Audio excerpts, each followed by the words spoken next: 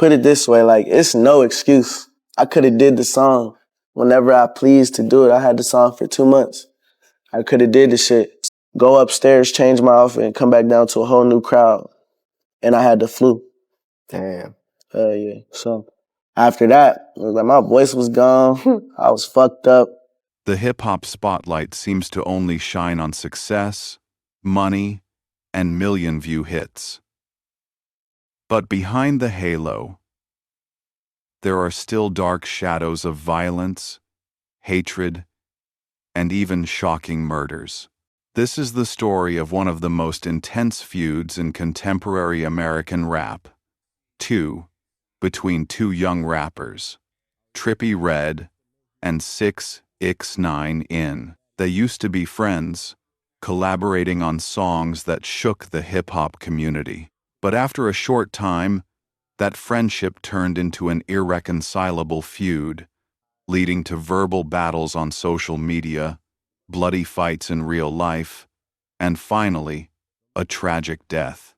The story we are about to explore is not only about music, but also exposes the dark side of gang culture, the dangers of fame, and the price to pay when hatred gets out of control.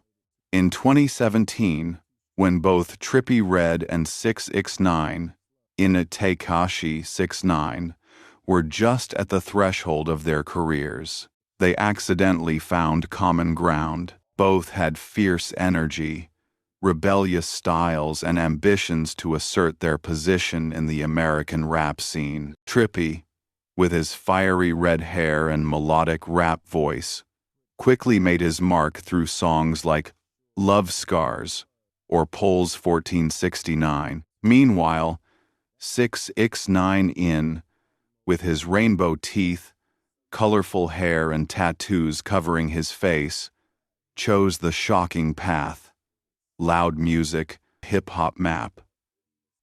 Fans at that time saw Trippie and 6ix9ine as a promising young rapper duo, promising many collaborations in the future. But the halo did not last long. After only a few months, the first cracks began to appear. While Trippie wanted to keep his music in an artistic, emotional direction, 6ix9ine increasingly fell into the dramatic way of attracting attention. 6ix9ine's live streams full of swearing, showing off weapons, money, and beautiful women made Trippie feel like he was being dragged into a dangerous path. The conflict simmered until 6ix9ine was involved in a scandal related to juvenile sex crimes. That's when Trippie publicly criticized 6ix9ine, calling him trick to attract views. But they did not know that this feud would lead to a series of irreparable tragedies. After the friendship broke down, the relationship between Trippie Redd and 6ix9ine quickly changed from no longer cooperating to public enemies. If before they used to praise each other on social media, one side supported Trippie, the other side praised 6ix9ine. The atmosphere became increasingly tense, turning into an underground war that lasted for months. But the most dangerous thing was that 6ix9ine relied on the Nine Trey Bloods gang. This was not just a group of musicians, but a notorious criminal organization in New York, specializing in drug trafficking, extortion, and street violence. With the protection of Nine Trey, 6ix9ine became untouchable in the eyes of many people. The media at that time called 6ix9ine the clown with a gun. Every time he performed or filmed a music video, there was always a group of gang seniors accompanying him, wearing blood-red shirts, the symbol of the Bloods. The message was clear: mess with 6ix9ine and you mess with a notorious underground. The tension spilled over from the phone screen when Trippie Redd was ambushed in his New York hotel room. A group of unknown men attacked him, leaving Trippie seriously injured and hospitalized. Witnesses said the group was affiliated with the Nine Trey Bloods, and they were acting to show off on behalf of 6ix9ine in.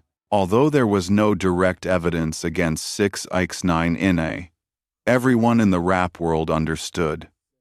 It was a warning message. From here, the war no longer stopped at words, but officially became real-life violence. Trippie later mentioned the attack many times in interviews, asserting that 6ix9ine had sold his soul to the gang, ready to use violence to silence his opponents. But instead of making 6ix9ine step back, those accusations only made him more arrogant. In many clips, 6ix9ine also mocked Trippie. He said, "I don't really live the street life.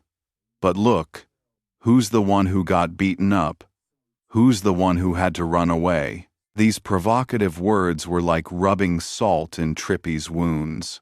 For a rapper who came from the streets, being looked down upon like that was no different from losing face in front of the whole world. Meanwhile, the fan community was increasingly divided.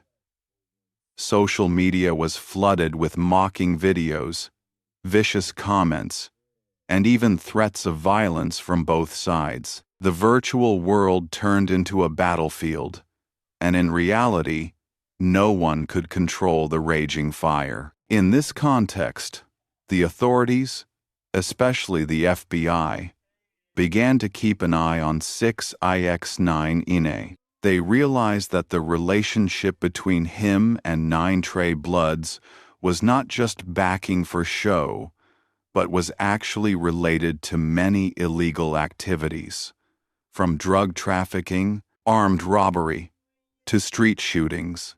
But to the audience, all they saw was a dramatic rap beef. No one expected that.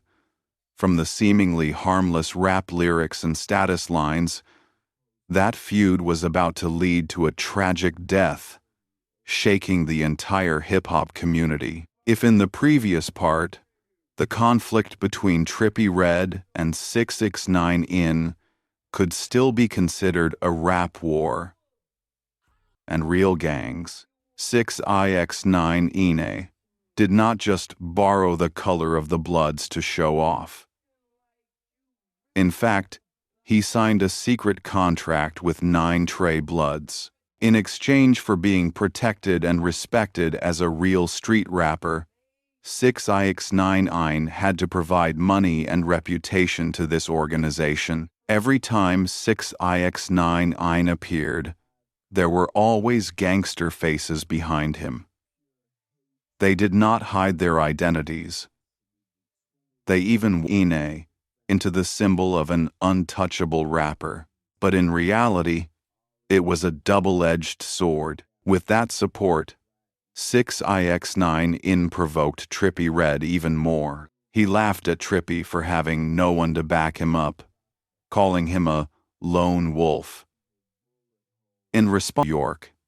At that time, Trippie Redd was in the studio, and just a few minutes after he left, a series of bullets rang out on the street. No one was injured, but the message was clear. We can come at any time. The police began to pay attention, but more importantly, the FBI had secretly opened an investigation file on Nine Trey before. They noted the appearance of 6ix9ine as a puppet that both brought in money and allowed the gang to publicly flaunt its power. Music videos and live streams, seemingly entertaining, were living evidence of a criminal organization's activities. Meanwhile, Trippie Redd increasingly felt hunted. He constantly received threatening messages, anonymous phone calls, and even suspicious figures lurking around his residence. Trippie once shared in a short interview from a beef into a bloody, irreversible story. In the scandalous rap world, romantic relationships are often made public, distorted, and exploited. Trippie Redd, after a series of days of conflict with 6ix9ine, found some peace with Ariella, a gentle girl outside the industry, giving him a sense of security that the stage never had. Ariella is not a star, nor does she like noise. She appears quietly with Trippie, sometimes in a few Instagram photos, sometimes backstage at shows.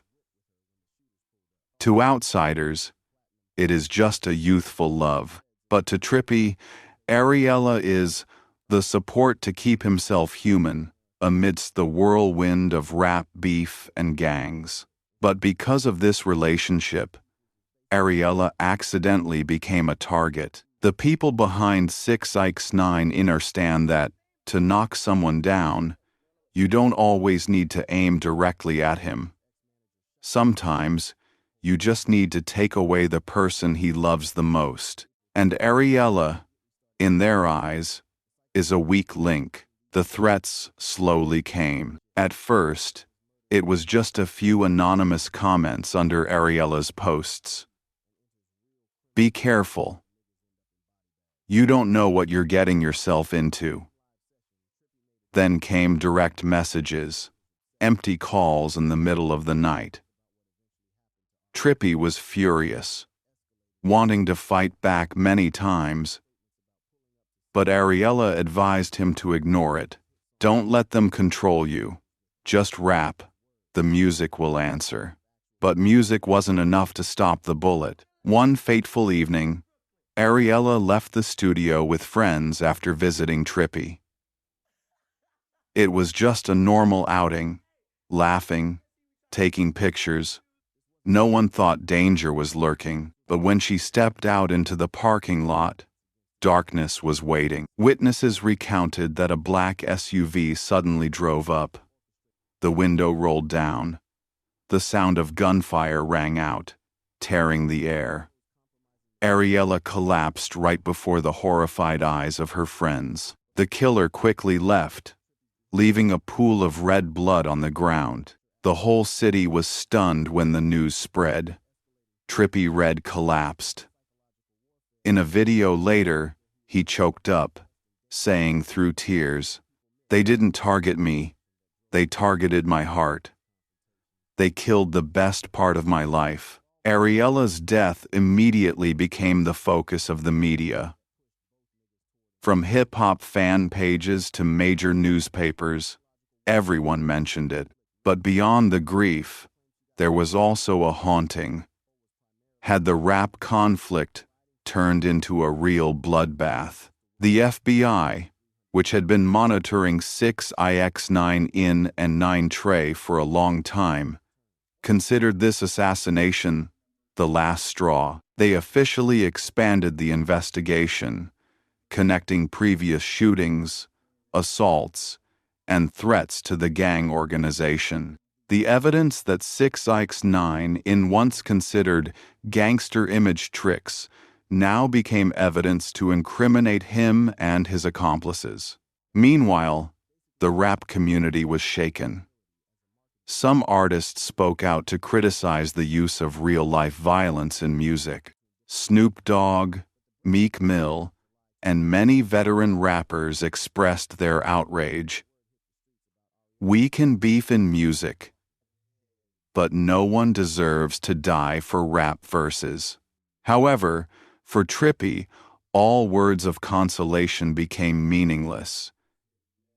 He was immersed in pain, tormenting himself. If he had stopped sooner, Ariella would not have died. If he had not angered 6ix9ine, things would have been different. The answer never came. Only a vast void remained, where Ariella's shadow once existed. That was when the confrontation between Trippie Redd and 6ix9ine was no longer an entertainment drama. It had become a bloody case, with real victims, real pain, and consequences that could never be erased. Ariella's death was more than a personal tragedy. It was also the catalyst that turned suspicion into action. For the FBI, those bullets were more than just an innocent young woman. They exposed the fact that rap violence had gone beyond threats and social media games. It had crossed the line into organized crime. In the immediate aftermath of the assassination, federal agents stepped up surveillance of the Nine Trey Bloods, a gang known for its brutality in New York City, now associated with 6ix9ine. They had been collecting evidence for years: audio recordings, surveillance videos, encrypted messages. But Ariella's death showed that if they didn't act, more innocent people would fall. The raids were coordinated. The FBI stormed multiple Brooklyn apartments, seizing guns, drugs, cash. They arrested many of the most prominent members, including those who had appeared publicly alongside 6ix9ine in million-view music videos. What's worth noting, some of the weapons seized matched the bullets from the scene where Ariella was murdered. The media exploded. Big headlines appeared. FBI arrests 9 Trey Bloods. 6ix9ine faces serious charges. From rap beef to bloodshed, music and crime intertwine.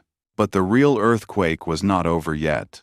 In the interrogation room, 6ix9ine, who was used to being wild and challenging the world, now faced a cold truth. If he kept quiet, he would spend decades in prison, even his entire life. And then, the unexpected happened. 6ix9ine agreed to cooperate with the FBI. His testimony was an atomic bomb. On the stand, in front of a series of cameras and reporters, 6ix9ine named each 9 Trey member, describing in detail how the gang operated, from drug trafficking, extortion, to shootings targeting rivals. He even mentioned his feud with Trippie Redd, making it clear that 9 Trey had planned to toughen up Trippie. And Ariella accidentally became a victim in that spiral of violence. The whole audience fell silent. People realized what was once considered an entertainment drama on the internet was actually manipulated by the gang, pushing it into a bloody war. The media called 6ix9ine the biggest traitor in the history of hip-hop. His image was crushed. From a million-view rapper, he became a laughingstock, a symbol of cowardice in the street world. But for the FBI, that testimony was the key to uncovering an entire criminal network. During the trial, the prosecutor presented a series of evidence. Security cameras recorded the SUV appearing at the scene of the assassination. Text messages on the phone of a 9 Trey member discussing teaching Trippie a lesson. Images of weapons matching the shell casings at the scene. All the clues put together a gruesome picture. Ariella's murder was not an accident, but the direct result of a violent plan, stemming from a rap confrontation. Trippie Redd was called as a witness. Standing in court, he choked up and told about Ariella's last days, about the threats he had received. He was no longer a rapper with a rebellious style, but a man who collapsed because of the loss of love. Music was supposed to save us, but it was twisted to become a weapon. And Ariella paid with her life, Trippie said. The whole courtroom fell silent. The trial was not just a trial for 9 Trey. It was a mirror for the entire rap industry. When fame, money, and gangs mix, the consequences are not just scandal. They are blood, real loss. In the end, many Nine Trey members received sentences ranging from 15 years to life. 6. IX. 9. Ine, who cooperated as a witness, only received a few years, but his image was gone forever. In the eyes of justice, it was a victory. But for Trippie, and for Ariella's family, no sentence was severe enough to erase the pain. The trial ended, the verdict was announced, and the perpetrators paid the price. But in reality, justice is never complete. Ariella's death left a deep wound, not only for Trippie Redd, but also for the entire hip-hop community, where the line between music and violence has never been clearer. Trippie Redd almost disappeared for a long time after the incident. In rare interviews, he only mentioned Ariella with a choked voice, as if every time he opened his mouth, his heart was bleeding. His music after that was tinged with darkness, filled with pain rather than hatred. People realized, after all, he no longer wanted to take revenge on anyone. He just wanted to tell the truth, so that Ariella would not be forgotten. As for 6ix9ine In, his career path was considered closed. Although he was released early thanks to cooperating with the FBI, he was known as a snitch, a traitor, and in street culture, that is an unforgivable crime. Every time he appeared in public, 6ix9ine In was met with contempt and ridicule. He had it all: money, fame, power. But in the end, he was left with a tainted legacy, associated with blood and betrayal. But the biggest echo came from the rap community in general. Ariella's death became a wake-up call. Artists, producers, and fans began to ask, when is it time for rap to stop turning into real violence? On many talk shows, veteran rappers like Jay-Z, Meek Mill, or Fat Joe spoke up. Rap is an art, but we have turned it into a battlefield. Social media makes beef attractive, but behind the screen are human lives. Some community programs were initiated, calling on young artists to stay away from gangs and focus on music. But not everyone listened, because the lure of power and fame is still a deadly temptation. What about Ariella's family? They live forever in an unfillable void. The mother still keeps her room as it is, as if Ariella is just going somewhere and will come back. Her father often says, she's not a rapper, not a gangster. She's just a girl who loves music, loves life, but got caught up in an unrelated war. And that's the deepest tragedy. In the power play of celebrities, the innocent are often the ones who suffer the consequences. Looking back, the whole case is like a modern Greek tragedy. Two young artists, once friends, turned into enemies because of ego and fame. The gang took advantage of that conflict to expand their power. An innocent girl became the scapegoat in a war no one could win. The notes that should have brought the final release ended up sounding like a farewell trumpet. Today, when audiences listen to the diss songs that once made social media explode, they no longer feel as excited as before. Because behind each rap lyric is the memory of a girl who has passed away. And perhaps the most obvious message is, rap beef can sell records and attract attention, but when it goes beyond music, the price to pay is human life. The story of Trippie Redd, 6ix9ine In, Nine Trey Bloods, and Ariella's death will forever be an indelible stain in the history of hip-hop. It is not only a criminal case, but also a testament to the fragility between art and crime. And when the stage lights go out, when the cheers of the fans disappear, there is only cold silence. The silence of a grave, a reminder that all the glamour will pass, but the bloodshed will never be erased.